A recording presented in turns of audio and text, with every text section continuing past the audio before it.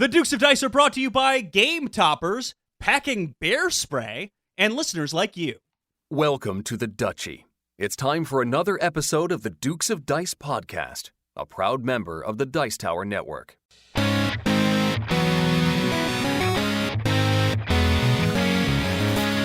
Coming to you from the Duchy in the Duke City, Albuquerque, New Mexico, and the Gateway City, St. Louis, Missouri, it's The Dukes of Dice, a podcast about board, card, and probably not role-playing games.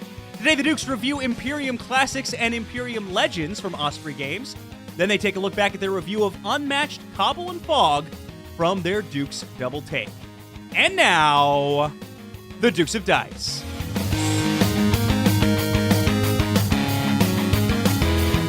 Hey there, everybody. Welcome back to the podcast. This is Sean. And Alex. Did you know that earlier today, Alex, I forgot my middle initial? I don't know what's your middle initial? S. It's S, but let's not dox me any further. I had to write out. Sorry. So when I write out my name on court paperwork, it's Sean S. Ramirez. And for some reason, I just completely blanked on my middle initial. And there was a split second when I was saying, this is Sean, where I didn't forget my name, but I was like questioning, is that right? Is this right? So I don't know. Are you okay? No. Are you all right? No, not really. Okay. Not really. But that's okay. Because we're here, Alex, talking about this is episode 257. It's 257. That's it. That's all I'm going to say. We're calling this Epic Card Battles of History, which you have to say it the right way. I don't really know it. Like, I know of it and I know the reference. First, let me wait. Can I say it the right way? I said first. Let me credit Baker Mitchell over in our guild number 2008 for that episode title suggestion. Alex, can you explain it and then you say what you need to say?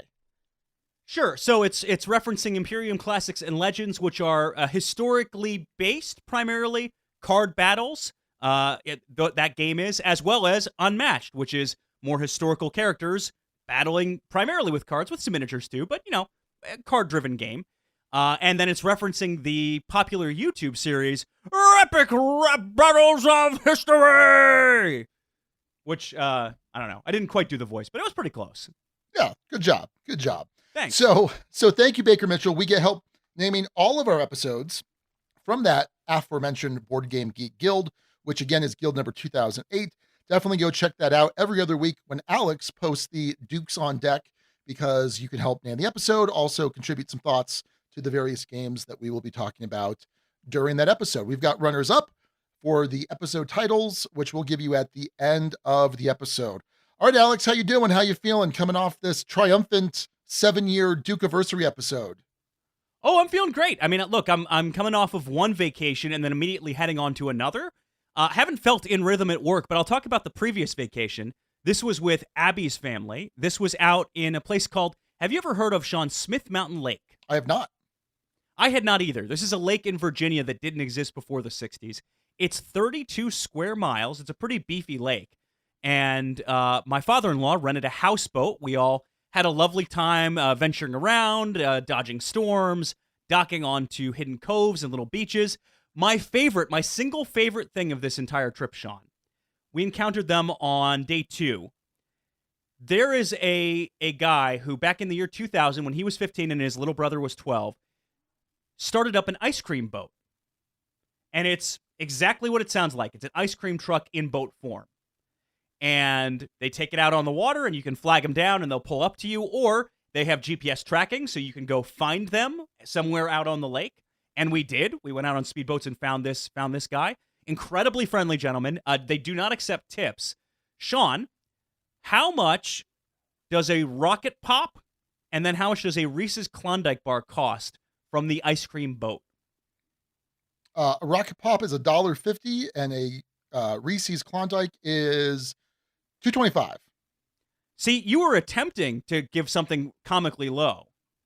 And I don't know that was comically low. Well, it's low, right? I don't know that it's low. If you think about trying to make money in that position, driving around on a boat, you got to pay for the gas, you got to pay for the product. I'll say, Sean, let me give you the answers. It's $1 and $2 respectively. So you were close, but way cheaper than I would have ever imagined. So that was super cool. We kept track. Hey, you give me this weird eye. Everyone else I've told this to has been like, that's really cheap. So I don't know how. I don't know. Drives around on a boat. The prices haven't changed since the year 2000. Super cool business. Found it awesome. Went and hunted him down on a speedboat at different times. He was busy having a conversation with a friend one of the days. We were like, hey, we'd like ice cream. It was like us and my niece and nephews. And anyway, it was fun. Also ran some Taskmaster-style tasks for them.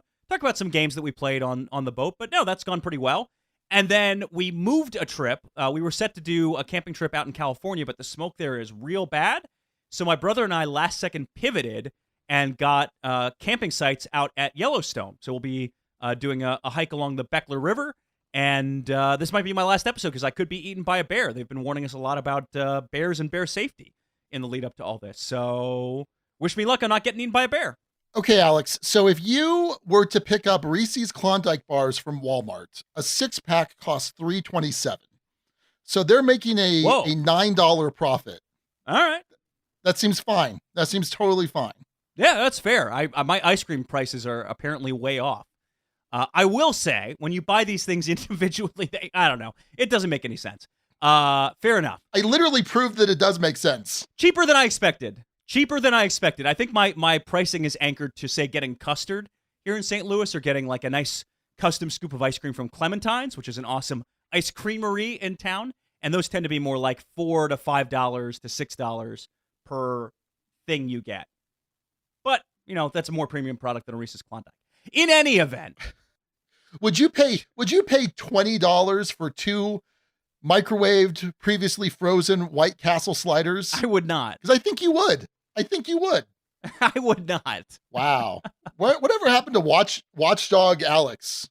Hey, cut it out. So Alex, I was kind of teeing you up for something, and then you just completely blew past it. Oh, okay, sure. About my question to you was, how are you doing coming off of our 7-year Duke-iversary episode when we received a lot of lovely feedback in the guild and elsewhere?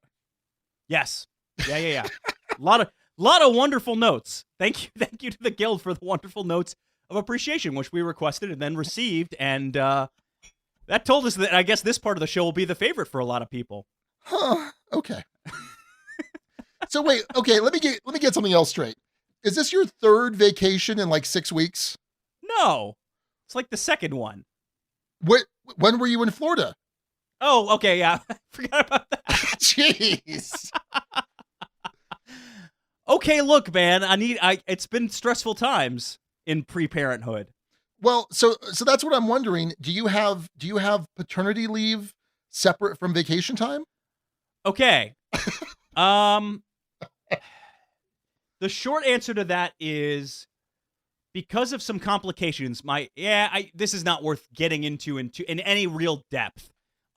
Needless to say, it's complicated with my firm because they're relatively new in bringing remote workers on board. Mm-hmm. And so there's kind of one policy for folks in the state of California and one policy for folks not. So anyway, getting that sorted out. But there will be some time off. Whether that's paid or not is still in question. Because so I remember when I left my last firm and started working for the firm that I now currently own, I came aboard in February, whatever year that was. And that summer in June, I went to Rocky Mountain Gaming Vacation. In July, Dice Tower Con. And then in August, Gen Con. So that was a full week off in June, a full week off in July, and then I think it was 3 days off in August. I don't know how I didn't get fired. Like my boss at the time, he's so passive aggressive and like avoided confrontation. Like I think any other boss probably would have fired me. But it was bad. I'm like, I don't know how I got away with that. I really don't. So no one's batted an eyelash at mine. So all right. Well, fair enough. Fair enough. How are you? How are things? Things are okay. Chewy is, as I told you, is supposed to off air is supposed to start school tomorrow. First day of school. However, she's not going. She is currently symptomatic. We've been very, very careful. We are constantly masked outside of the house. Um, and so she got a COVID test today. We're gonna hopefully find out in the next day or so. I I'm being optimistic. At this point, I'm most sad that because she's been super excited. She was out of school. We homeschooled her all last year. She was so excited for her first day. So it's kind of a bummer. It's kind of a bummer. I'm going to be isolating until we get the results back. Again, hopefully just a day or so.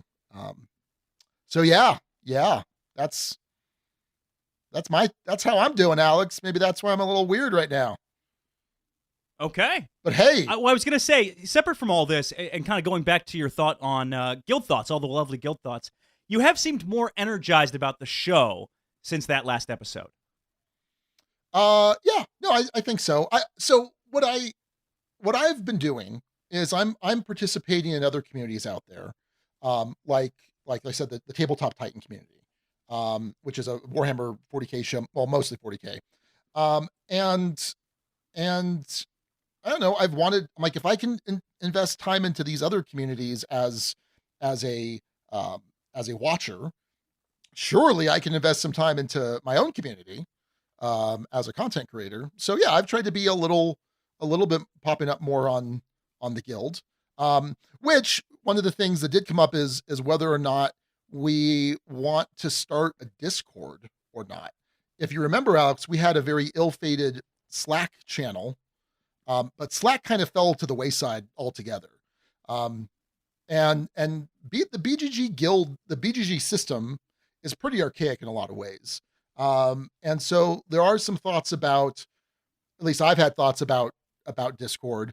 What we did see when we went over to Slack is there was a little, I mean, it felt a little bifurcated. Some stuff on the guild, some stuff on Discord. But I mean, I'm on and off Discord a good chunk of the day. We've got a local Discord here. We've got a Discord for the 40k community I'm in. We've got a Discord for the Tabletop Titans that I participate in. So I don't know. Like Discord has taken off pretty well. Um, Not putting you on the spot, no decisions right now on air, but I think something to think about. And I think there is some concern. I think it was Jonas who had mentioned, well, he does, like, for those that don't do Discord, um, that might be a problem. So I don't know, but I do think it's something to consider. So if you're a listener, um, and there may be a number of you that don't really participate much on the guild, would you be more interested in participating on Discord?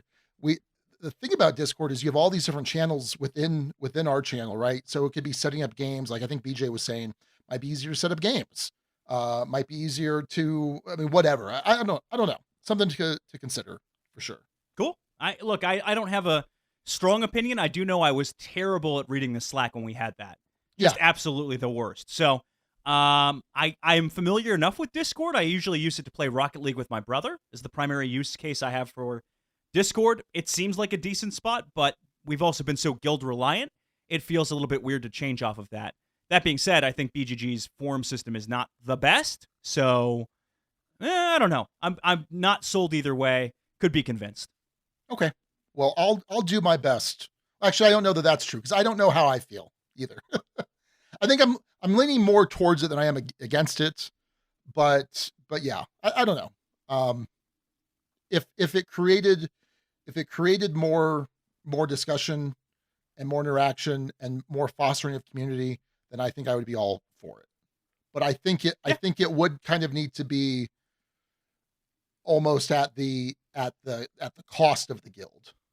So yeah, I think necessarily, because I don't know. think maintaining both was just not, like when we had Slack in the guild. Yeah. So I don't know. Yeah, we'll figure it out. Hey, let's quickly talk about games, because this is a podcast about board games.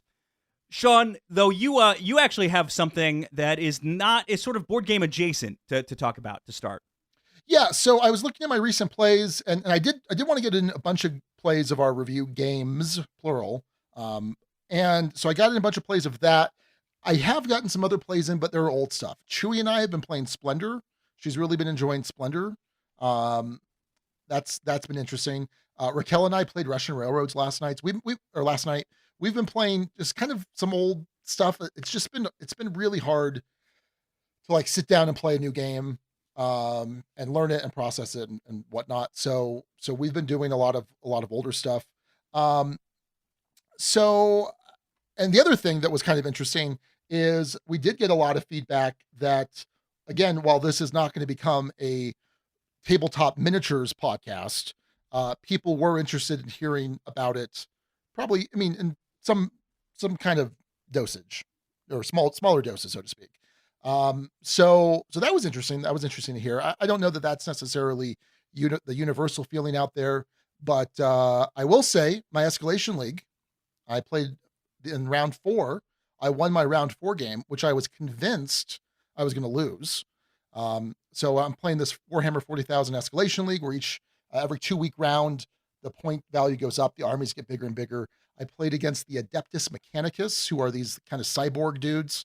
Probably like the best army right now. Maybe tied with the Dark Eldar, also known as the Drukhari. And so I saw his list. We exchanged lists the day before, and I saw his list, and I was telling Raquel, I was telling Mariah, I was telling Chewie, I'm like, yeah, I'm just gonna lose. I'm just gonna lose this game. Because it was a very solid list. He had a very nice army, because I saw pictures of his army. Usually when I see a solid list and a well-painted army, to me, that's someone who's very well invested. Turns out this was his like 5th game. So he's still kind of learning the rules. And for me at this point now, this is probably my 15th game. Plus I've got, a whole history of prior play to kind of fall back on. And so I won. I won pretty handily. It was a good game. He was a very gracious opponent. It was fun. But I played well, and I feel like I'm kind of getting my mojo back, Alex, and I'm liking it. I'm liking it a lot. So, but that's not what I want to talk about. So I have been playing a video game called Mordheim. This came out a couple years ago, and Mordheim is based off of an old Games Workshop tabletop game called Mordheim. And it takes place in the old world, the old fantasy world. Now that's been kind of done away with something called Age of Sigmar, but it's this old fantasy realm, very, very familiar high fantasy tropes, things like that. But this game takes place in Mordheim, which is this cursed city. A comet, if I remember correctly, crashed in the city, and there's all of this like weird stone that's like radioactive that creates these mutations and all sorts of things. And so you are a band of fighters that basically is going into Mordheim trying to achieve certain objectives. So unlike, say, Warhammer Age of Sigmar or Warhammer 40,000, you don't have armies. You don't have like a bunch of troops and squads and things like that. It's just a handful of fighters. So it might be 5, 8 fighters. And so it's a skirmish game, but it's also a campaign game. So as you go on, you're going to hire new, kind of like Blood Bowl. You're going to hire new fighters for your warband. They're going to get experience. They're going to get upgrades. They're going to get new equipment. And we love that kind of campaign system, that rewarding feeling of a narrative forming around a certain character or certain fighter or whatever as they get better. And so it's really cool. I played Mordheim, the tabletop game, back in the day. I played in one campaign of it and enjoyed it quite a bit. So I definitely wanted to try out this game. I have it on Steam. I'm been playing it about 2 or 3 times a week now. And it's a fun little diversion. I usually do one skirmish and then do my upgrades, and then I'll come back to it a couple days later. So it's not something I'll play like all night. Because I got things to do, Alex. I got to paint and build miniatures too. So Mordheim is a lot of fun, especially if you like that kind of skirmish game where it's just very gritty. You're getting into a lot of one-on-one fights. You're trying to make it so you can outclass your opponent. Maybe try and get 2 guys on one. I don't know. It was fairly cheap on Steam, and there's a bunch of different war bands. I'm playing with the sisters. They're these nuns. They're these Sigmarite nuns with swords and clubs and good stuff. It's good stuff, Alex. Would I like this? Maybe. Okay. It is a fairly accurate it's a fairly accurate recreation of the tabletop experience. Except it's kind of like the Blood Bowl video game where the probabilities, the dice rolls more or less, that's all kind of under the hood. You don't see it. Like you don't know, oh, I need to roll this number of dice and I need to roll a 5 or better, whatever. I like seeing that. I don't know. Because you've been playing the Blood Bowl video game, right? No, it's not out yet. Oh, well, Blood Bowl 3. Yeah, Blood Bowl 3 comes out next month. But you haven't played 1 or 2? Nothing else is available for the Switch. Okay, just Blood Bowl 3. Okay. Yeah, when that comes out, it'll be available for the Switch, but they pushed it back to next year, I think. Yeah. So, no, not yet. Wait, they pushed back Blood Bowl 3? I think so. What? It's not out yet. Yeah, I thought it was September. Yeah, I think they pushed it back. Oh, no. All right, well, that's a bummer. I don't know. I'm going to say no. I'm going to say the system seems a little bit clunky. And I feel like because it's recreating that Mordheim experience, I'm enjoying it. I feel like if you didn't have that Mordheim experience, you may not like it. I think the previous Blood Bowl video games have been a better implementation of that system. So I'm going to say no. I'm going to say no, Alex. Okay, fair enough. I believe you. Okay. I won't look into it. Okay. Anyway. That's Mordheim. All right. Well, look, I as part of the Smith Mountain Lake trip got in a good amount of gaming. The sister-in-law and her husband are both big-time gamers themselves, so we played a little Sprawlopolis together. We played some Isle of Skye, which they brought in a kind of bagged version of it. That was a fantastic one to play again. We played... So I brought Ghost Blitz and taught that to the kids. Also played Spot It for the first time. I hadn't played Spot It yet. I crushed the kids at Spot It. They didn't know what was coming, man. I don't hold back on that stuff. But taught them Ghost Blitz. They really enjoyed that. What was nice is the niece and nephew were pretty well matched in that. So that was fun times. Let's see. The newest one, though, the only one that was, aside from Spot It, that was a new game was Catan Dice. Catan Dice game. This is based off of Settlers of Catan, of course. Designed by the original guy, Klaus Tuber. Put out in 2007. And this is, much like Castles of Burgundy Dice or any of those, an attempt at a dice version of the board game of the same name. Here's the problem, and it was the same problem that happened with Burgundy. They didn't do a good job. A lot of what's interesting about Catan is, I think the biggest eye-opener for me were two things in Catan, because it was my gateway to games. One, dice can be used for something else besides how far you move forward a pawn on a board. Right? It takes you out of that Monopoly mindset. Oh, dice are for resources. But also, you can do stuff when it's not your turn. That you can get resources, you can get things when it's not your turn to act in the game. Those were kind of the two core concepts from Catan that I really liked. Catan Dice is multiplayer solitaire. You roll a bunch of die, you hold some, you roll some more, you hold some. If you have the right combination, you can build a road or a settlement, or you can get access to a knight, which will give you, one-time wilds. There is literally zero player interaction. My dice roll does not impact my opponents. There's nothing to do with that. There's no sort of benefit off turn. Nothing I do in terms of building precludes folks from jumping in and getting something. You just kind of do the best you can, and whoever does the best over 12 rounds or 15 rounds or however many rounds wins. It's flat. It's not very good. And BGG has an average rating for it of 5.7 on 5.4 thousand ratings. So I'm not the only one who feels this way. Do not recommend Catan Dice. The rest of the games I talked about are all great, though. So there you go. Those are my boat games. Also played some cribbage as part of that, and taught my mother-in-law that, and that was fun as well. Sean, there has been a nice little flurry of Magic the Gathering news. And in lieu of a full news segment, figured I'd give you a little space to update the people. Yeah, so still playing a bunch of Magic. Magic is strong. The state of Magic is strong. They did just announce today the new Magic sets for 2022, and boy howdy are they wild. weird, wild stuff. So first in quarter one, and by the way, I saw this reported on IGN. In quarter one, they're returning to Kamigawa. So remember, in the Magic card game, there are these different planes of reality that they'll visit from one set to the other. And Kamigawa was this heavily influenced by feudal Japanese culture. They had Oni, they had I can't remember the names of the spirits. The Kamigawa, yeah, the Kamigawa are the spirits. And it was not a great set. Very, very thematic, very cool, but it was a very weak set.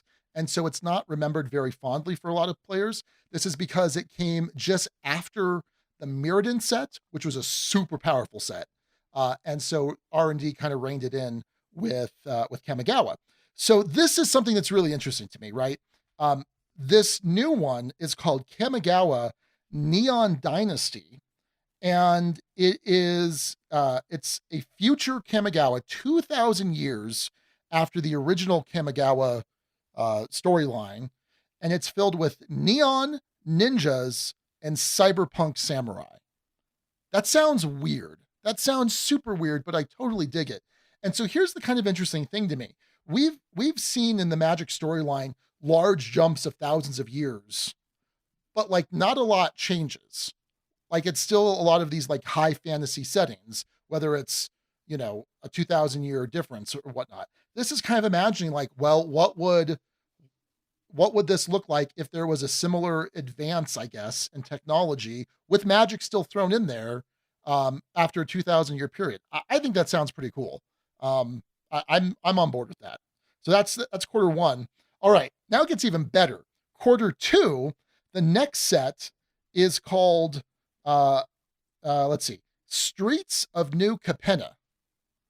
And this is a city that was built by angels, but is now being run by demonic crime families. This is now a gangster-inspired Magic set. Boom, love it. Some of my favorite movies, Goodfellas, The Godfather, Casino. I love this theme, and it's just so different. It's such a different left turn from all of this high fantasy stuff. Okay, quarter three, they're coming out with a set to celebrate Magic's 30th anniversary. That's crazy. Like that's super crazy. And it's called Dominaria United. Dominaria is the original plane of Magic. They returned to it like 3 or 4 years ago. But they're going back, and it's going to have all of the classic Dominaria locations like Shiv, Teleria, Urborg. You're familiar with those, Alex. And it's going to be the more traditional high fantasy setting. So that's interesting. Okay, quarter four. This is wild. This is super wild. It's the Nat set is called The Brothers' War. Are you familiar? You're familiar with Urza, right? Yes. Yeah. Specifically, I was thinking about this. Okay. Yeah.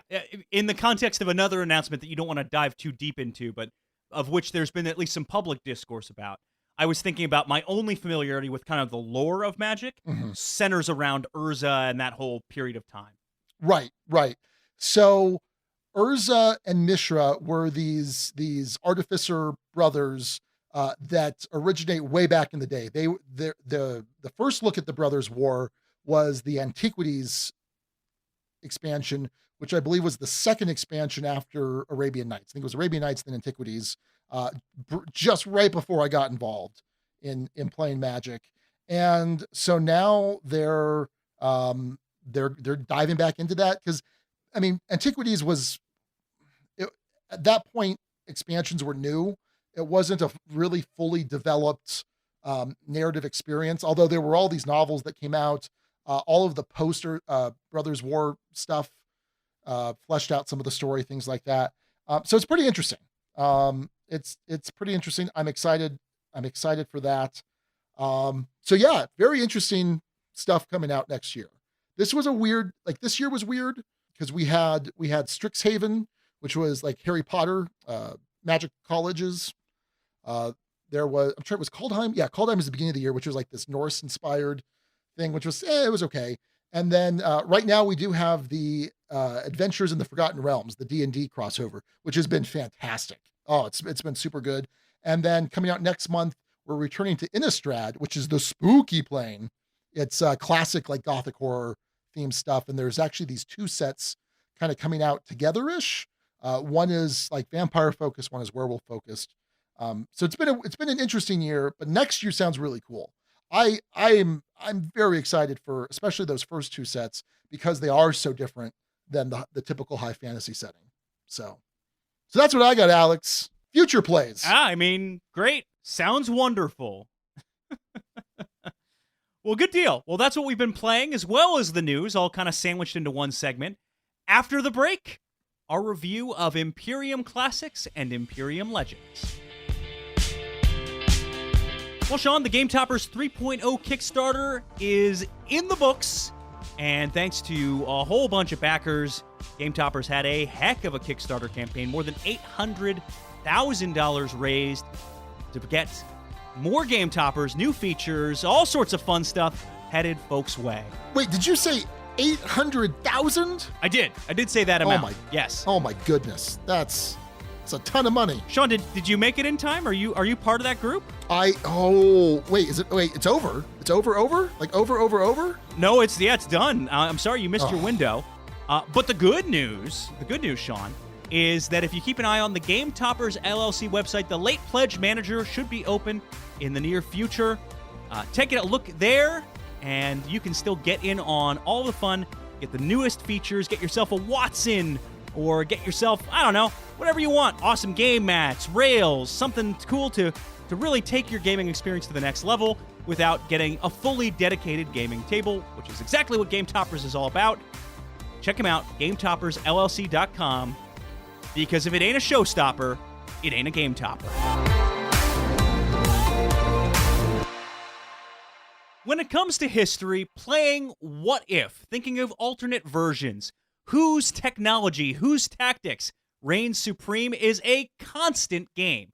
Whether that be Age of Empires or the new Unmatched, now Imperium comes to play with 16 different civilizations, real and mythical, all doing battle to develop and advance the furthest without too much unrest taking over their kingdoms. But is this a battle of civilizations that's worth watching, or is it really just a big old bust that turns into dust? Formidable adversaries are arrayed against you. Your people stand ready. History beckons. In your hands lies the destiny of one of history's great civilizations. Under constant threat of attack, you must conquer new lands, oversee dramatic scientific and cultural advances, and lead your people into the era of empire. Expand too rapidly, and unrest will bring your civilization to its knees. Build up too slowly, however, and you might find yourself a mere footnote of history. As one of 8 radically asymmetric civilizations in each of Imperium Classics and Imperium Legends, you will compete to become the most dominant empire the world has ever seen. All right, so this is a deck builder from Osprey Games, designed by David Turksey and Nigel Buckle, with art by the Miko. Is that right? I think there's some other ones. That listed. is right. Yes. No, that is his. No. So it's just the Miko. You've got that. Yeah. The official, like the Miko's actual name is, and I apologize in advance for badly mispronouncing this, Mihajlo Dmitrievsky. So, but that's the same person. It's the Miko. Okay, there you go. I thought I remembered a very difficult to pronounce name. And okay, fair enough. So yeah, this is a 2021 release. And again, it's 2 separate standalone games that share the same core rules. Like I said, it's a deck builder, but it's an asymmetric deck builder in that you have one of these 16 between the two factions, these nations. So let me tell you what those are real quick. In Classics, you have the Carthaginians, the Celts, the Greeks, the Macedonians, the Persians, the Romans, the Scythians, and Vikings. In Legends, you have the Arthurians, the Atlanteans, Egyptians, the Marians, the Minoan, the Olmec, the Kin, and the Utopians. All right, so those are the factions. Now, this is an this is an interesting game to teach for a variety of reasons. I'm going to give a very brief overview of how to play, just for some context here. The object of the game is to score the most points. Big shocker. You're doing this by collecting progress tokens throughout the game, or these little VP chips. You're also doing this by adding cards to your deck, some of which are going to be worth VPs. Some are worth a set number, 5, 6, whatever. Others are a variable number based on other conditions within your deck, and others are checking for certain conditions, what zone they might be in at the end of the game. Okay, now the game's going to end in a couple different ways. It could end when the main deck, the main common deck, gets exhausted. That can trigger an end game. It can end if one player has used all of their development cards, enhancing their deck. That can trigger an end game. It can also end if the players have gone through the entire Fate deck, again, another common deck, and if then the King of King cards, which is kind of the bottom of that Fate deck, gets triggered, that can also end the game, at which point everyone's going to score up their cards, their progress chips. Whoever has the most points wins. However, it can end in another way, and this is the collapse endgame trigger, where these particular cards, these unrest cards, if those ever run out from the central pool, then there's too much unrest, the civilizations collapse, and the winner is not determined by points, but whoever has the fewest unrest cards in their deck. All right, so that's what you're trying to do. That's how the game ends. Now, what does this game actually look like? So everybody has their own set of individual nation cards. Things are going to get set up in kind of a weird way, and it's a little rough, to be honest, especially when you're trying to teach someone this. So you have your nation card, and it's double-sided, and you choose which side you start with. It gives you some sort of special ability. Okay, in addition to your nation card, you're also going to have a spot for your nation deck. Your nation deck are these upgraded cards that are going to be added to your main deck anytime that you have to shuffle your main deck. You've run out of cards, now you get to add in this new, little bit stronger card to the deck. But it's really important to go through that because once you've gone through all of your nation cards, once you've added those all to your deck, you are now going to be able to change from a barbarian nation to an empire. What that's going to do is it's going to enable you to play other better cards, which I'll talk about in a second, but it's also going to allow you to start taking another bunch of cards from your other deck, your development deck, and anytime in the future, once you need to shuffle your deck, you can choose to buy a development card. It costs some amount of resources, and you then, again, it's another powerful deck. It's usually worth some points. Or no, excuse me, another powerful card, and it gets added to your deck. Okay. Is that everything you have as the player? Did I describe all the cards for each player? I think so. Okay. In addition, you're also going to start with some amount of these production resources. There are these pink tokens, and then population, which are blue tokens. You're also going to start with with a progress token at the beginning of the game. All right, let's talk about the common area. In the common area, you have more decks. I mentioned that Fate deck. The Fate deck has very powerful cards that you gain access to seldomly throughout the game, but definitely something you want to keep in mind. Then you have these other types of cards that are in their own little deck. You have regions, uncivilized cards, civilized cards, and tributary nations. You're going to start with a certain number in their individual decks, and then the remainder of each of those types of cards are going to get shuffled together into the main deck. You also have all of the unrest cards, which are negative points if they're in your anywhere in your deck at the end of the game, but they're also they clog up your deck. They're fillers. There are ways to get rid of them, which I'll talk about here in a second. Definitely try and avoid them as much as possible. Okay, now that kind of describe. Oh, and within those decks, you're going to be putting up a single card face up from each of the different types, and then from the main deck, you're going to have two cards that are face up. If it's a region card, it's going to be the card by itself. But if it's any other type of card, you're going to take one of the unrest cards and slide it underneath. Earlier in the intro, when I talked about how if you expand too quickly, It's going to create too much unrest. And it's this idea of when you acquire a non-region card, you're going to get that unrest card along with it. And so it's something you kind of have to manage. So let's talk about what the turn structure looks like. You have three main things you can do on your turn. You can do activations, you can innovate, or you can revolt. Most of the game, you're going to be activating. When you activate, you're going to get three actions, and those actions are typically playing cards from your hand. There may be, that's pretty much just playing cards from your hand. Now, when you play a card from your hand, it might have an infinity symbol. That means it's something that stays out in play. Regions will stay out in play. There are some other cards that will stay out in play, but that's an important distinction. Other cards that don't stay out in play just get played, go to your discard pile. Some of them might say, after you play this, put it in your history. Your history is kind of an area that is out of play, but it still counts as being part of your deck for endgame scoring purposes. There is also another just gone from the game exile zone, but for the most part, putting things in your history is usually a good thing. All right, so you take these actions, you play some cards. When you play a region, for example, it might give you some population, might give you some resources.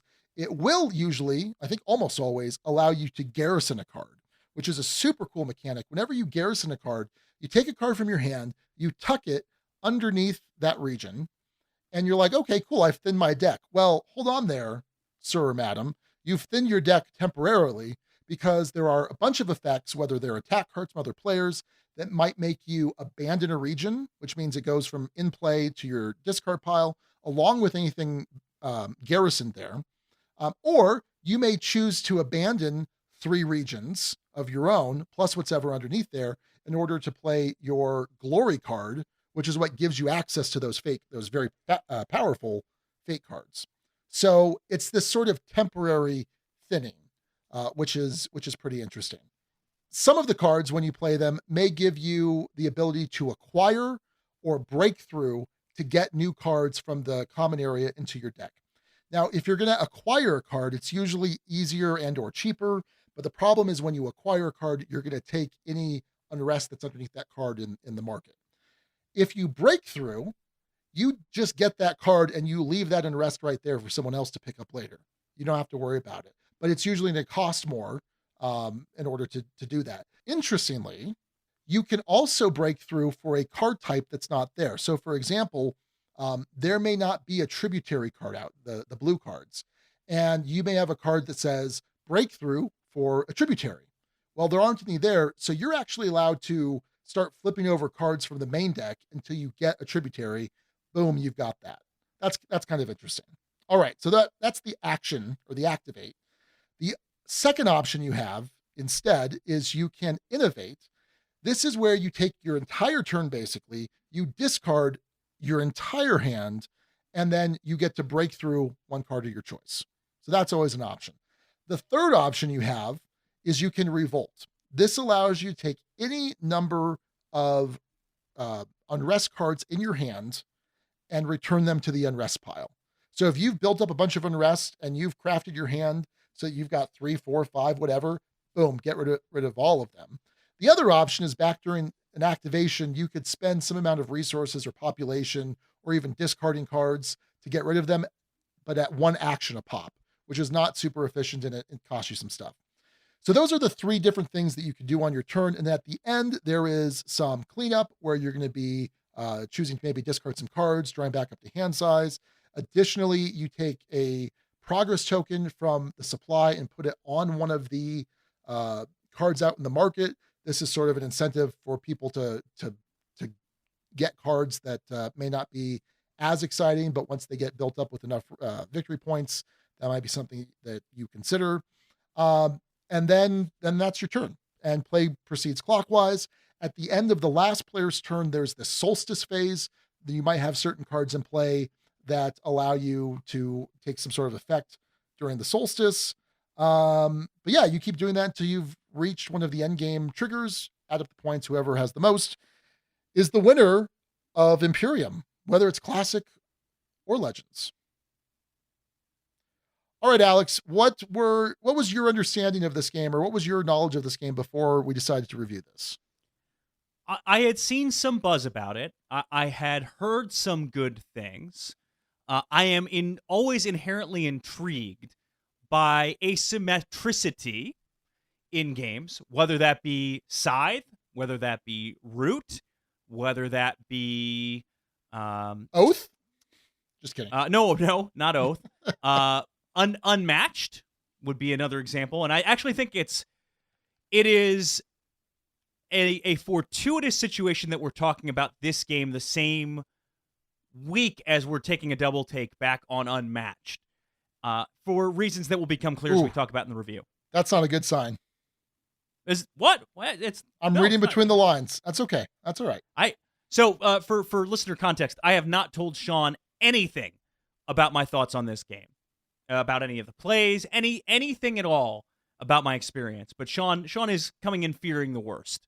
Is my sense of things. So that was my impression coming in, and obviously it's got we'll talk about the art and components, but it's got an appealing look to it, and I don't know, seemed promising. Okay. Yeah, I also heard a lot of buzz about this game. This was something that I actually pulled out the last night of SeanCon when it was just me and Ellie. We were at Empire, and this had not yet been broken down. So I started to break it down. I looked at the rule book, and I saw there were maybe 4 pages of rules, and then there were keywords, and yeah, I'm like, oh, okay, this should be pretty quick and easy. And as I'm reading this, I'm realizing, oh, wait a second, this is not 4 pages of rules. The rules are really in the keywords. Like, this is just the rules are giving you the most basic structure to this game, without actually telling you how to play. And I was like, okay, we put it away, and we pulled out Commands and Colors Ancients instead. So let's fast forward a couple of weeks then. And at that point, Eugene had played this a couple times, and Eugene was like, you're gonna just be crazy about this game. You're gonna love this game. Okay, cool. That sounds good. So yeah, that was kind of my going into it, what I thought about it. It's interesting. I've played both Legends and Classics. It is ridiculously hard to find copies of either of these right now. Empire had 1 copy left of Legends, and the recommendation was if Alex plays either, he should play Classics. Classics we did not have. It was, yeah. So I got Legends for Alex. Again, I played both. There is a much higher complexity to the Legends factions than there are to most of the Classics factions, and they play in wildly different ways.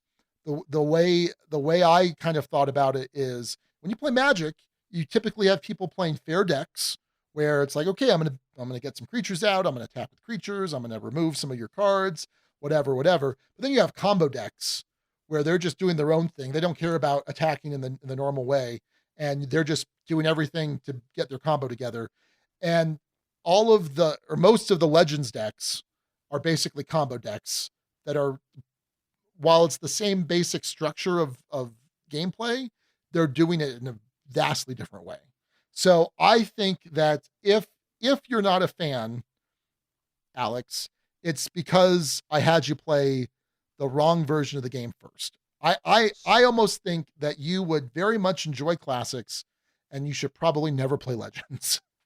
Sean, I think the answer to that will depend on the answer to some questions, and will depend on discussion, because I think a lot of what I liked about this game is not dependent on whether it was Legends versus Classics, but there's a couple of core flaws to the game that I don't know of are affected. Now, to your point, Sean, I added up the star ratings for all 8 factions in each set.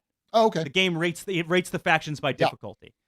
Yeah. If you take the Classics ones, you take all 8 of those and add them together, 17 stars worth of difficulty, or as you know, someone who can do quick math, 2.125 on average, about 2 stars per deck. Sure. Legends, on the other hand, 27 total stars, 3.375. Yeah. average difficulty complexity. I will tell you, Sean, I'm going to ask you some questions as we go through this review. Okay. But my guess is, I think my thoughts are likely to be unchanged. Okay. I think likely unchanged. Okay. And the thing is, had I actually played one or both of the games before, I probably, like, as I was purchasing Imperium Legends to send to you, Rory tried to talk me out of it. Eugene tried to talk me out of it. And I'm like, it'll be fine. Like, yeah, it's a little bit more complex. I didn't realize not only is it more complex, but experientially, it's a very different experience. So I think I don't know. We'll see. Let's get to it in gameplay. Okay. Yeah. Rulebook. Hey, Sean, you want to start with the rulebook? This is a fantastic rulebook, Alex. If you want to reference rules, this is a terrible rulebook if you want to learn how to play the freaking game. Oh, it's awful. And you warned me about it too. I did watch a rules video at your suggestion before jumping into this. Yeah. And I think that helped. But you weren't kidding. This is an atrocious rulebook. Yeah. No, it is. It was bad. It's super bad. Fortunately, Eugene had learned the game and he taught me the game. But yeah, I had attempted to learn the game myself that last night of Sean Con. And I'm like, yeah, I'll figure this out in 10, 15 minutes. And I was just like, nope, this is not happening. It is a terrible rule book for the purposes of learning. Like I said, though, it was pretty easy to reference stuff. The hardest, I knew that you're able to spend victory points in order to, one victory point in place of, I believe it's one population, one victory point in place of 2 of the building resources. It's not easy to find where that's at, though. It's not in the main part of the rules. It's not in the place where there's rules about activations. It's there is a in the keywords or the glossary, whatever they call it, where it's under like pain. It's called pain or something like that. And it tells you there, oh, by the way, like, but just nowhere. It's not on the, so you have a state card that's double-sided. It starts the game in barbarian side. Then when you reach Empire, you flip it over. It's not there. There's no player aids. Well, there's some player aids, but I couldn't find it. I felt like this is a game where this needed some sort of player mat to help you. And that's getting to argument. I'll put that to the side for now. Rule book for you, Alex. Well, so I will add to your comments. Rule reinforcement, which we often talk about in components, but I think probably belongs more in this section. There are little fiddly things with first of all, the setup is 27 different steps, 10 of which are player set up individually, 17 of which are different deck setups. The setup and breakdown of this game is annoyingly long and complicated. Yes. But to its credit, I'll give the game this much credit. It has enough depth to back up that level of setup. Yes, 100%. So I'm annoyed by it, but at least unlike some other games that can have a whole bunch of this kind of front-end work to them, this one at least to some extent pays it off. But what isn't reinforced is, of the card types that can come out of especially the main deck, some of them will get unrest cards underneath them. Some of them don't get unrest cards underneath them, if I'm not mistaken. I think the yellow ones don't get unrest cards. The yellow region cards do not get unrest. And then separately, the column type cards, I don't remember the name offhand, but the gray ones, are supposed to start with a progress marker. Right. Those are fiddly, tiny little rules that are reinforced on the components exactly nowhere. Mm-hmm. And you sort of know you're supposed to do something with those cards and with those tokens, but I don't know. It's not done in a way that's intuitive or easy to play. And the flow of this game by game 2 for me was a lot better than it was for game 1, but that came from me just kind of remembering and internalizing the flow of that. Yeah. Not any credit due to the rules, the components that accompany everything. Bad. I will say, Sean, I did appreciate the deck overviews that they have, the little paragraphs that kind of describe what each deck is and how those work. Those were broadly really helpful and interesting. But on Yes. another little piece of rules, sometimes a card will reference. I remember this specifically with the Olmec set. I played them in the second game. Find this. It names a card. Find this. Okay. Is that a card that's in the main deck? Is that a card that's in the development cards? Is that a card that's in my nation's deck to develop? And you can sort of figure it out, but it's not explicit where you're supposed to look for those things. And the game is kind of full of that kind of clunkiness, not just in rules, but in how it plays. Yeah, this game was an absolute bear to learn, and it's difficult to tell things like barricading. Why is barricading useful? Well, it's useful, you find out, to thin your deck. Or, for instance, Sean, I found the mechanic. Garrison, not barricade. Garrison, thank you. I find the mechanic of removing cards like that selectively really cool.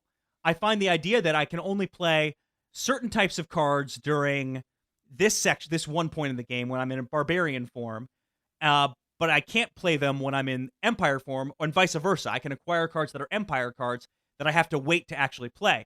So great, I'll just stick them into a garrison, and I don't have to worry about them for a little bit. There's also cards that give you bonus points for garrisoning if they end up garrisoned versus under your history, and all sorts of things along those lines. The trick, though, with GameFlow 2, though, is the management of when you develop, when a deck is exhausted, when you add a new card, into the whole mix. I think there was a simpler way of writing it, or they could have done the rules in a simpler fashion, and instead it ends up being this kind of clunky, when do I do this, when do I not do this, what's the order in which I do this, which is sort of laid out, but again, it all just kind of comes to a big, broad overall theme. The rules do a bad job of telling you what you're really looking to do and why, and they hide everything in the keywords that you really care about. So, yeah, not a fan of that. Was not a fan of this rulebook. Was not a very learnable game. Yeah, no, 100%. 100% agree. All right, well, art and components. So, art, I'll say I like it. It's this kind of comic booky style that I think it looks good. I mean, I enjoyed looking at the cards in my hand. They were interesting, especially in a 4-player game. As I was waiting for the game, or for my turn to come back to me, and I take some time to look at the cards. They weren't distracting. I feel like the layout of everything was pretty good. I didn't have any issues with the iconography. I thought the difference in colors is pretty clear, and then the matching art for the iconography, or the corresponding art, I thought was pretty clear. Like I was starting to say before, I do feel like this needs some sort of player board. And I understand why they didn't, to a certain extent, because of some of the asymmetry. But in that case, it could have been a different board for every faction. Then you need 8 boards. All right, I get it. But with most of the factions, you've got right in front of you your deck. You've got your play area. You've got your discard pile. You have your nation card. You have your nation deck. You have your development deck. And there were a fair number of times when people were drawing cards not from their deck but from their nation deck, when they shouldn't have been. It just, and then even like setting it up, it was a bear to set up. And like telling people like, okay, I need you to find these moon cards because they're marked really well. So all of the starter cards have a different color in the lower left hand corner that identifies them as part of a various faction. And then they're color blank, meaning they're part of your main deck. They've got these 2 blocks on them, meaning they're your nation card. They've got moons on them, I believe, which means they're part of your nation deck. And then they've got little starburst patterns, which are part of your development deck. And so that was well done. But at first, especially when you're trying to figure out kind of the flow and what are all of these things in front of me, yeah, you can tell someone, hey, don't worry about your development cards for a while. You can't start developing until you're an empire. Don't worry about it. Don't worry about your nation cards right now. When you need to draw a card, I'll let you know how that works. I guess, but it would be nice if there was something like some little player mat that kind of helped organize all that and kind of keep things like I'm a very meticulous player when it comes to my play area. Um and so it in a lot of ways it wasn't as big of a problem for me, but then when I saw some people like playing cards to a wrong area or having at some point I saw people with like two discard piles because it was just so confusing. So, I didn't run into this issue. huh. I found the areas there was little confusion. I think there was one or two times where I might have picked up the wrong deck at some point. But if you set it up the way they tell you to set it up, I found that to work broadly fine. Mhm. So that wasn't my beef. I would say let me go back to the positives. Art is gorgeous. Yeah. Looks great. Cards are well laid out and clear as to what groups they belong in, and the markings in the corner are nice. They help you sort out each different faction in their unique way. That all's wonderful. This is both a pro and a con. The game has a really nice insert that shows you, okay, this faction belongs here, this group of cards belongs here, this group of cards belongs here, and that's nicely sorted for the cards. For the tokens, it's a free-for-all. It's just this big old jumbled mess of like, throw them in this little tub. We got some bags. We bagged them up separately. It's fine. But it was amazing to me that they had so much thought to where the cards go and then didn't think about, oh, it'd be really annoying if people use this as intended and mixed all the tokens together and had to sort them out ahead of time, adding yet more steps to what's already a beefy setup process. So mostly a really big success with one kind of annoyance there. I don't know. Yeah. Let me throw out one other thing too, Sean, which is there are some cards, at least in my edition of this, that had some significant errata to them. One of which being a specific yellow card that's supposed to have an infinity symbol on it and does not. Mm-hmm.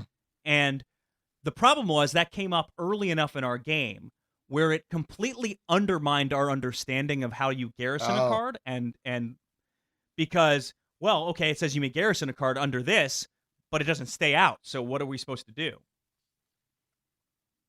Interesting. Yeah. Yeah. So there's, and this I think again comes through in the gameplay, clunky. There are these little things with whether it be errata or those types of things that tell me that this could have used a little more work in places. I don't know. Art and components broadly successful. Seemed fine. So, gameplay, Sean. Yeah. I so for me, the gameplay really shined.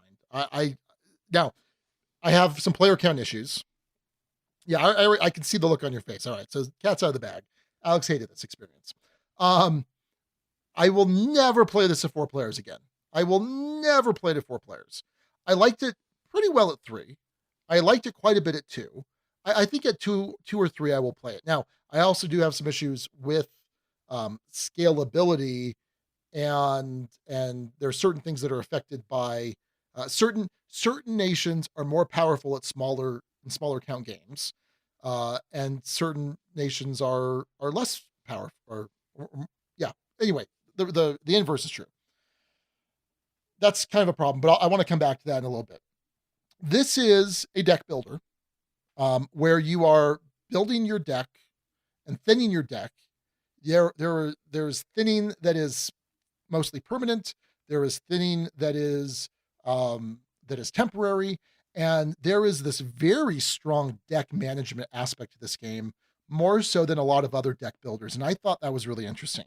Not only are you building your deck from cards from the common market, but you have nation specific cards from your nation deck that you can add in.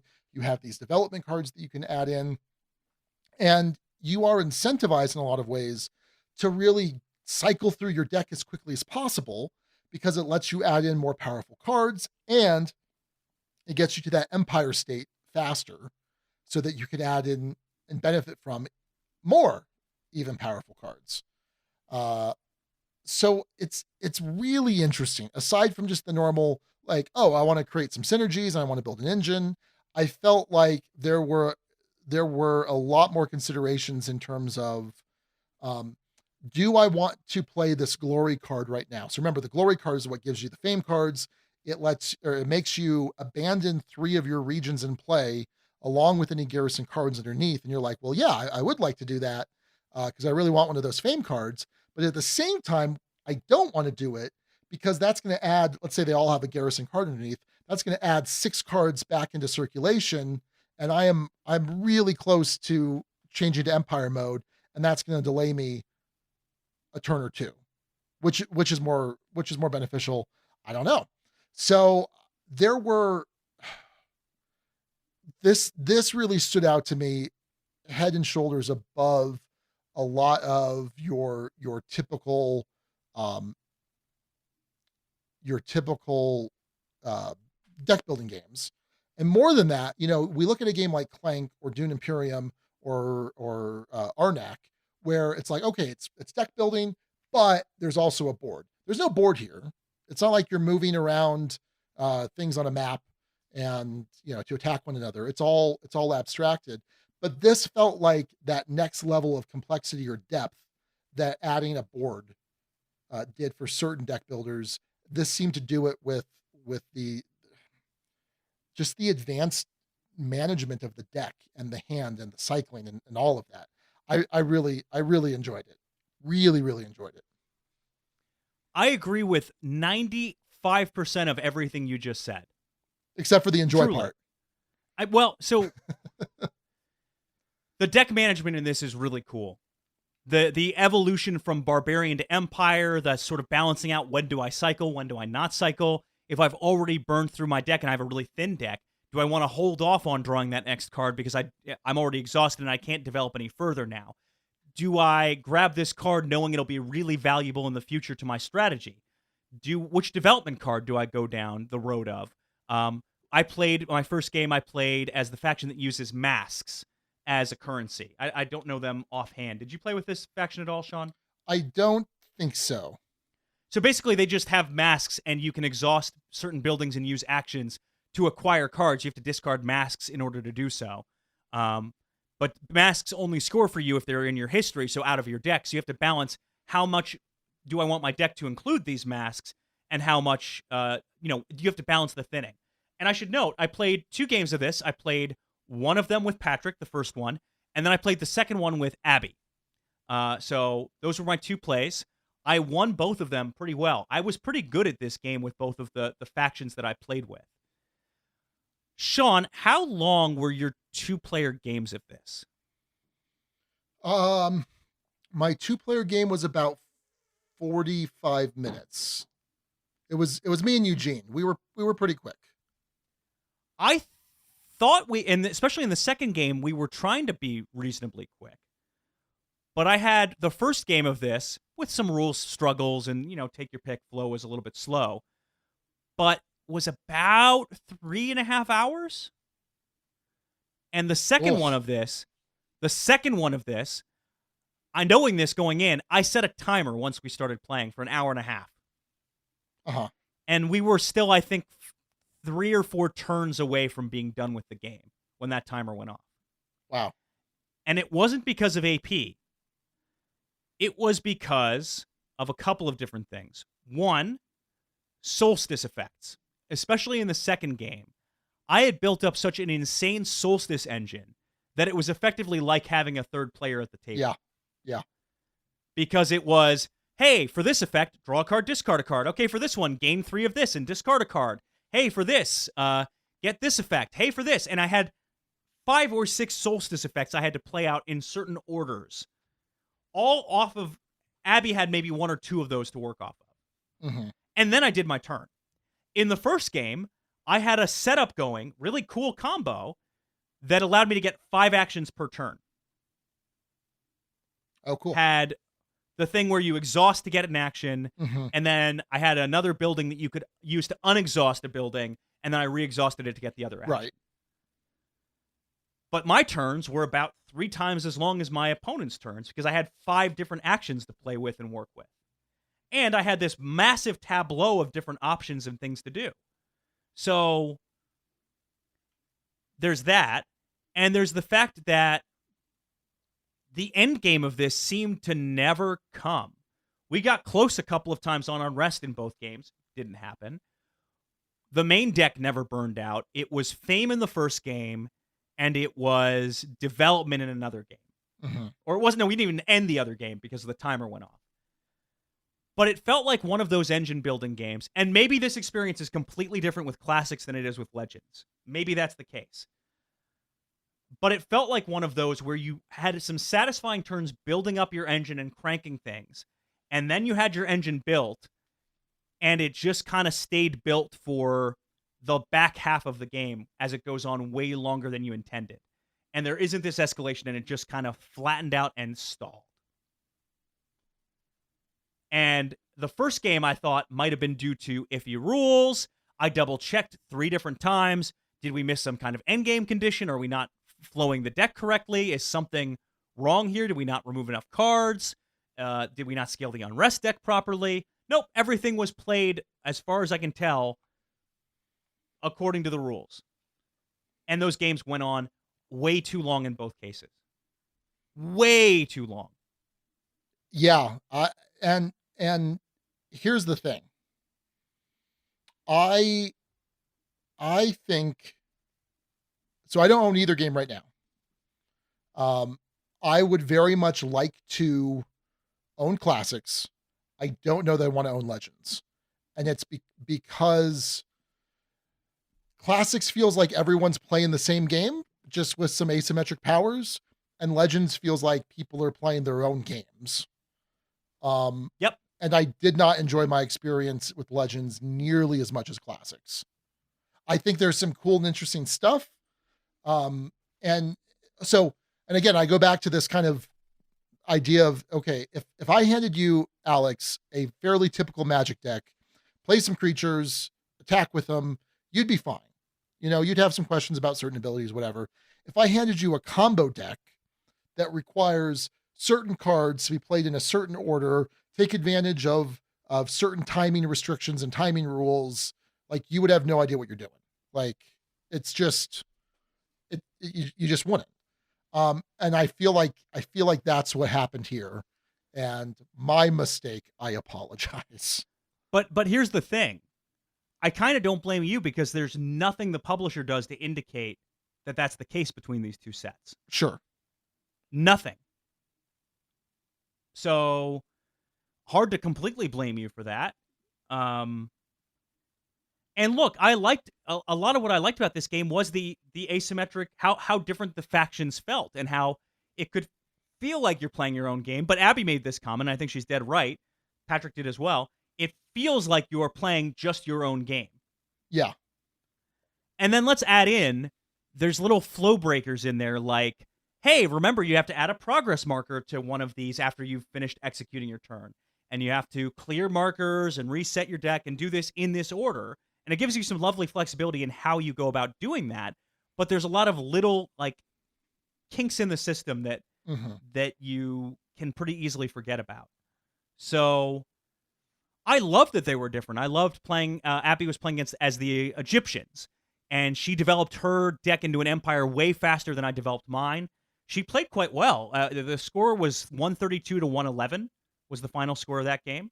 So I think we both played decently, but the game didn't naturally end, and it just kind of lingered in this should be the end of the game state, but isn't for far too long. And maybe some of that was lack of experience and lack of knowing how to use the decks to their maximum efficiency. But it just felt clunky. It just the whole experience felt really clunky. And yet I saw so much that I appreciated in it too. So because of what I saw that I appreciated, and because of you telling me it's probably actually shorter most times, fantastic. I would certainly be willing to try Classics, knowing the base of the rules and other things. But I would warn people pretty heftily on Legends that it's complicated and not always satisfyingly so. Intriguing, really intriguing, but doesn't necessarily mean fun. I would say based on my experiences, I could not imagine playing this at even 3 players, let alone 4. Just way too long, way too much downtime. Ugh. Ugh. I see the brilliance in it, Sean. I actually Yeah. see and enjoy a lot of what it's trying to do, and the combos you can find, and picking up the right card at the right time, and playing that. But it's just the flow. It doesn't have a good flow. It doesn't have a good flow that you can get into, and you add that in with how annoying it is to kind of set up and break down, and it's just kind of a drag. I don't know. It feels like it needed more time in the oven to me, just as a whole.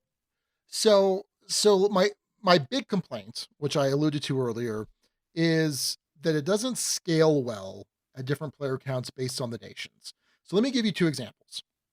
So my first game, I was the Carthaginians, and the Carthaginians have an ability that says, okay, instead of putting a progress token out at the end of your turn, instead put a resource token out.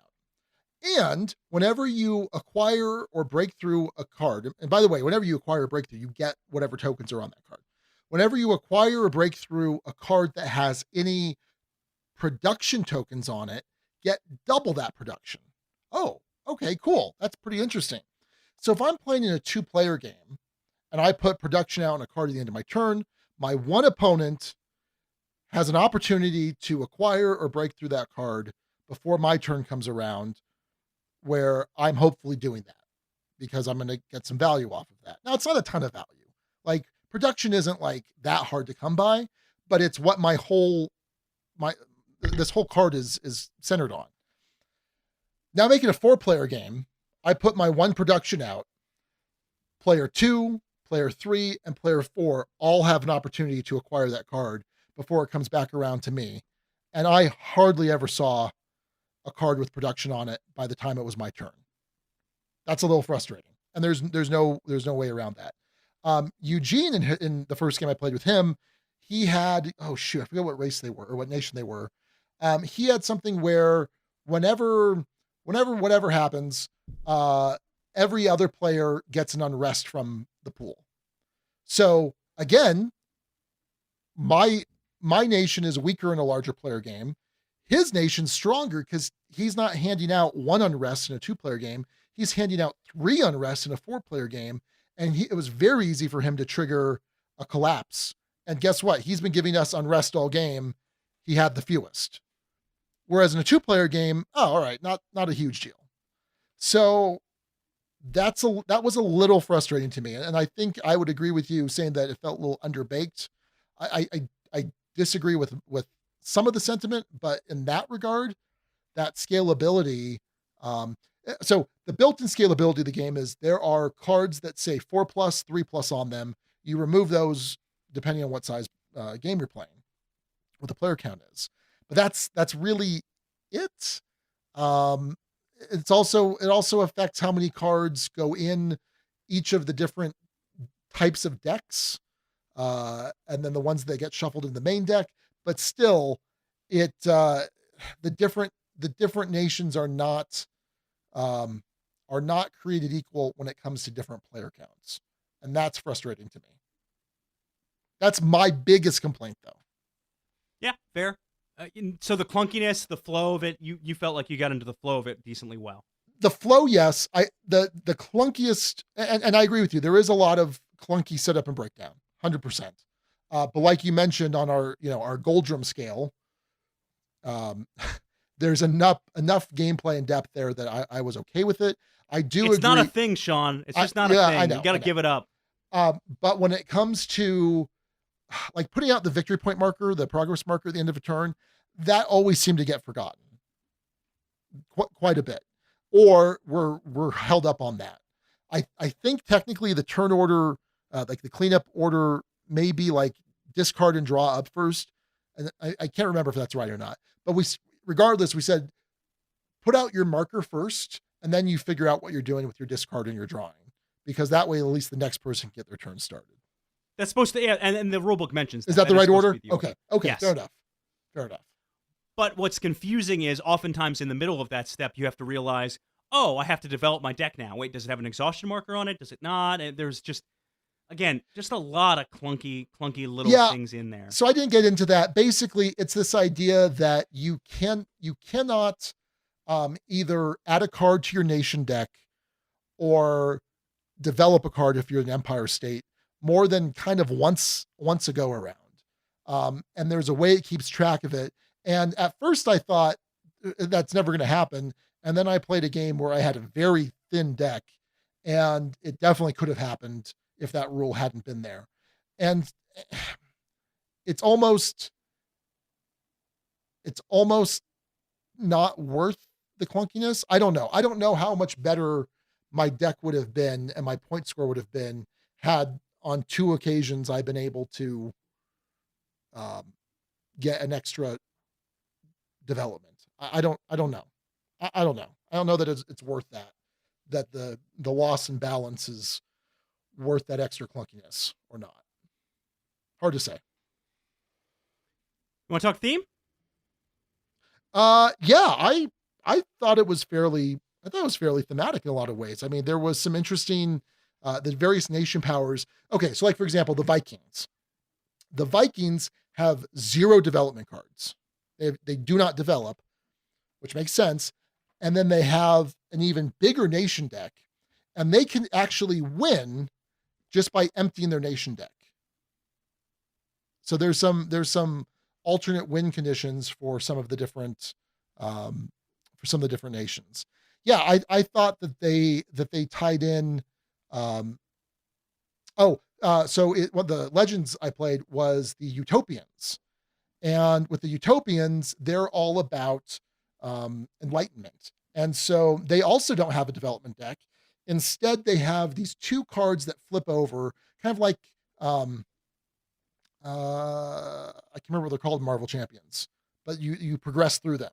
So there's one card that says it's like the road to Shangri-La, and if you do a certain thing, you flip it over, then it becomes the gate of Shangri-La, and then you do something else, and it goes to the next card, and it's Shangri-La, and it creates this new endgame situation that's kind of interesting. Additionally, during Solstice, I can or other players can return a single unrest card from their hand to the unrest pile, but I gain a population. Basically, they're sending off their people to me to gain enlightenment, to meditate, to calm down, gets rid of unrest from them, but I gain the population resource, which is pretty interesting. So just little things like that with the tie-in to mechanics and the unique ways the nations work.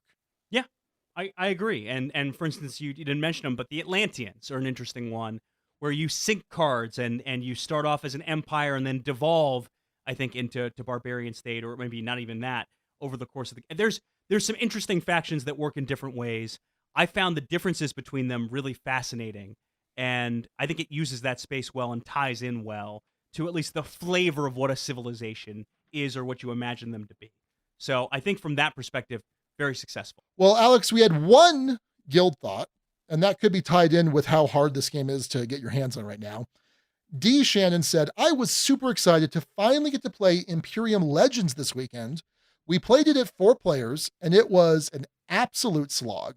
The rulebook was just terrible, and the game itself was multiplayer solitaire with interminable reading and rereading of cards, inviting you to take a nice nap once your turn is done. I can't think of a game that has had a bigger gap between expectation and reality. Still would like to try it 2 players or solo, but at 4 players, I've got to unleash the 2. And I get that. I really do. You got a bad player count. It's not meant for 4. Classics is the better version. And I can just imagine Legends, as bad as Classics at 4 is, I can just imagine Legends at 4 being exponentially worse. Legends at 2 is terrible. And yeah, I say if you get a chance, play Classics, try it at 2 or 3 players, definitely go try it 4, maybe 2. Maybe that's how you teach the game, is at 2 players. And then once you've got a couple people with 2-player plays in, then you can start playing 3-player games. But yeah, I mean, I just think that's a bad setup, a bad starting combination. And I totally get it, D. Shannon. Yeah. Well, look, Sean, we rate everything at the Dukes of Dice on a scale from 1 to 6. I'm curious where exactly you'll fall on that scale. 1, by the way, being bad, bad, very bad. 6 being amazing. You want to go first with this one, Sean? Yeah, I'll go first. So I'm gonna rate these differently. First, I'm just gonna say this: Legends, I'm gonna give a tentative 3. I still want to play Legends. I just don't know that I want to own it. So a 3. Game is okay, not exciting. We'll play in the right situation. I want to play some more games of Legends because I played more classics because I just gravitated more towards classics. But I am willing, and I probably will in the coming weeks, play more games of both versions. But for now, Legends is going to be a 3. All right. So classics, it's not going to be a 3. It's not going to be a 4. It's going to wind up at a 5. 5 is a great game. We'll rarely turn down a play of it. I might even go so high as to say a high 5. I'm going to say the setup breakdown kind of holds it back a little bit. It's a solid 5. Great game. We'll rarely turn down a play of it. And I don't think Legends can get to a 5. It might be able to get to a 4, which is why I'm calling it a tentative 3. But as of now, I can't give anything higher than a 3. So that's 5 for classics, 3 for Legends. Alex, unleash the 2, sir. It's not another 1.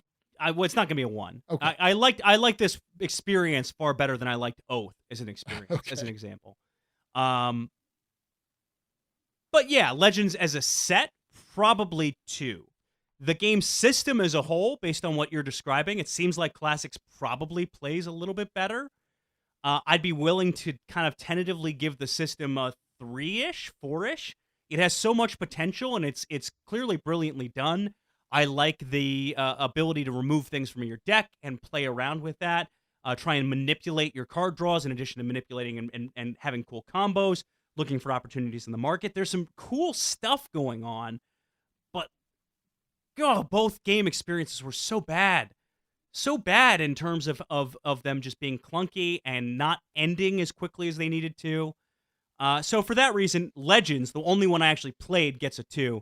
But I would be willing to try and play Classics. So hence the need, the system itself, Classics could be a 4 for me. I doubt it would get to a 5. Yeah, I don't think it doubt would. I don't think it would. But I think definitely a 4 is a possibility.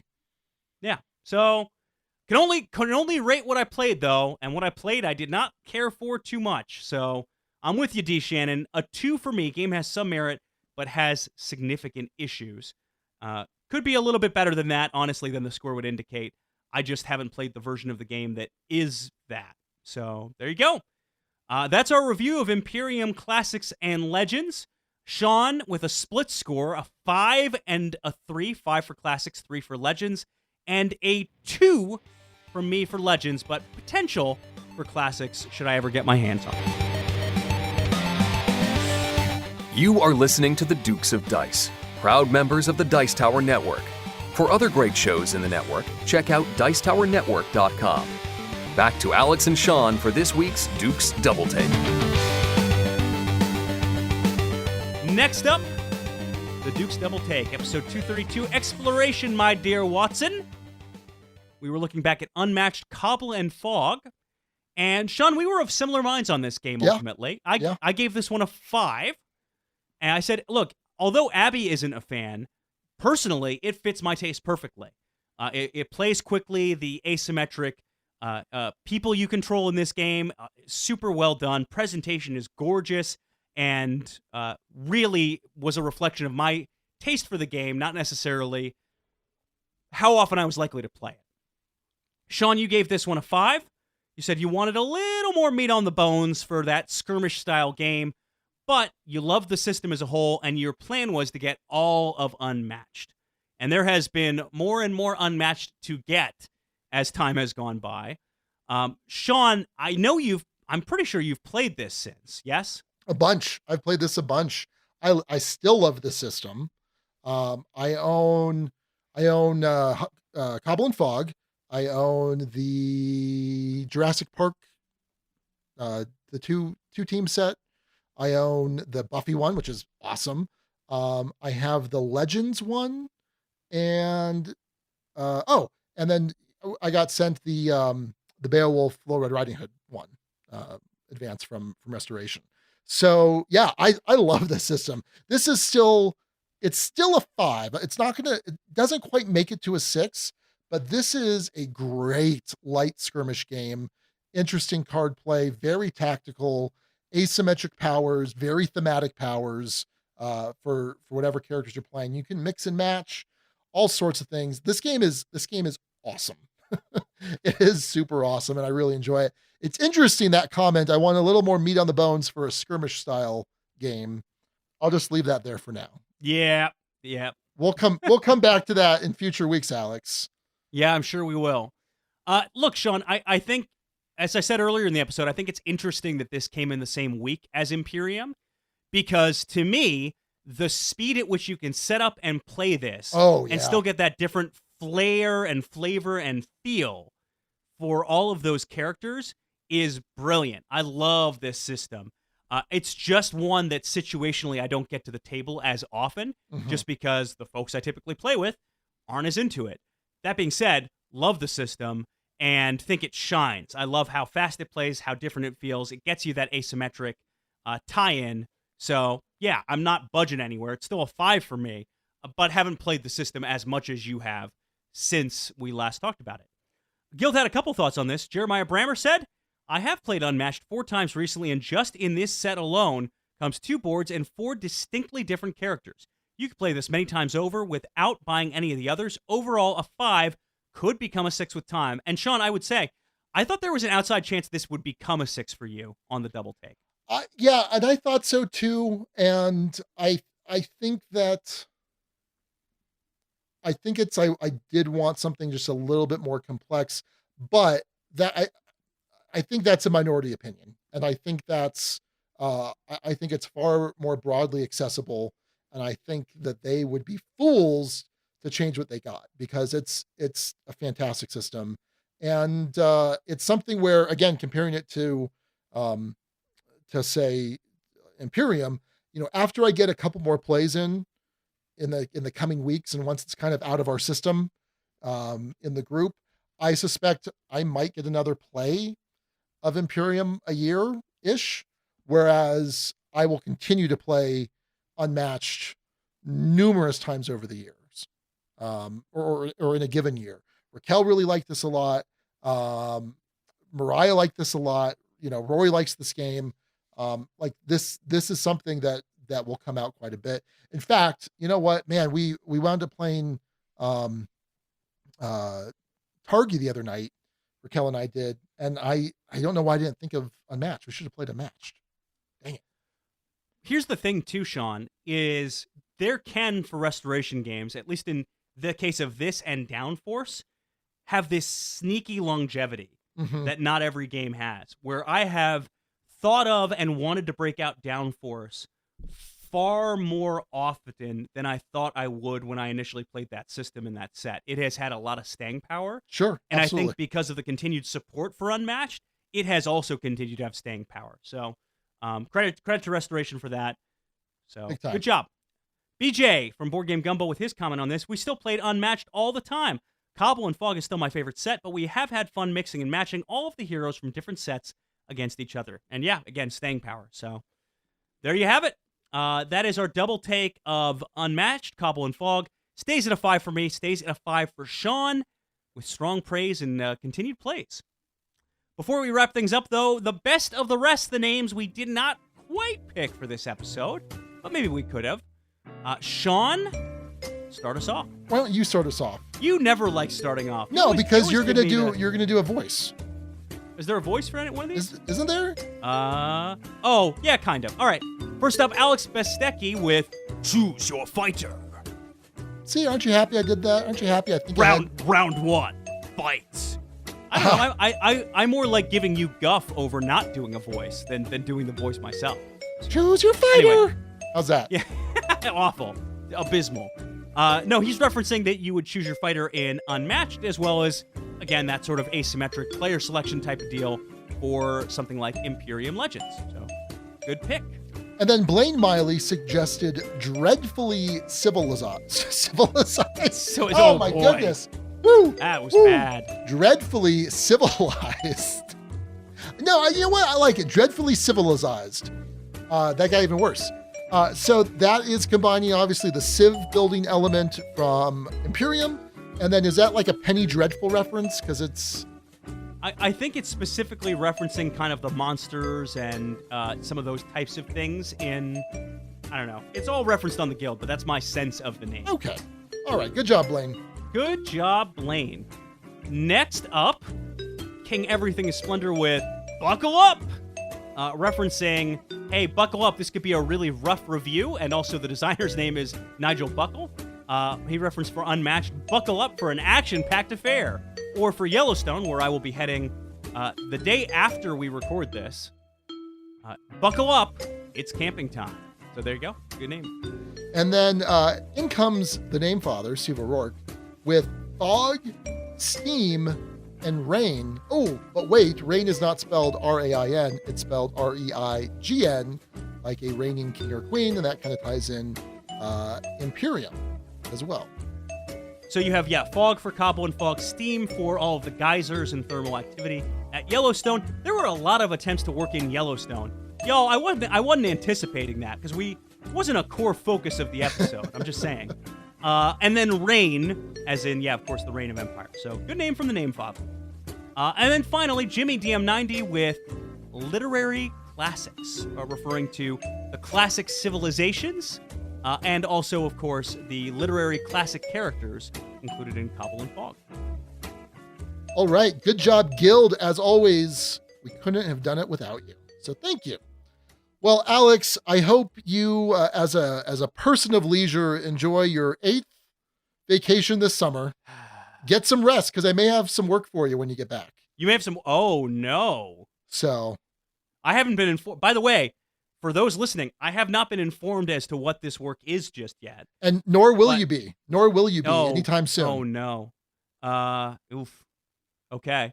Is this going to be comparatively a better surprise or worse surprise than Star Wars the VCR game? I think it's going to be way better. Okay. I'm not talking about as a game. I'm just talking about as a surprise. Oh, as a surprise? No, I don't think it'll be as good a surprise as that. All right. Fair enough. Well, I will get well rested. We are in the home stretch. By the time this episode drops, we will be T-minus 2 months to baby time. Baby o'clock. Baby o'clock. And speaking of o'clocks, it's time to o'clock on out.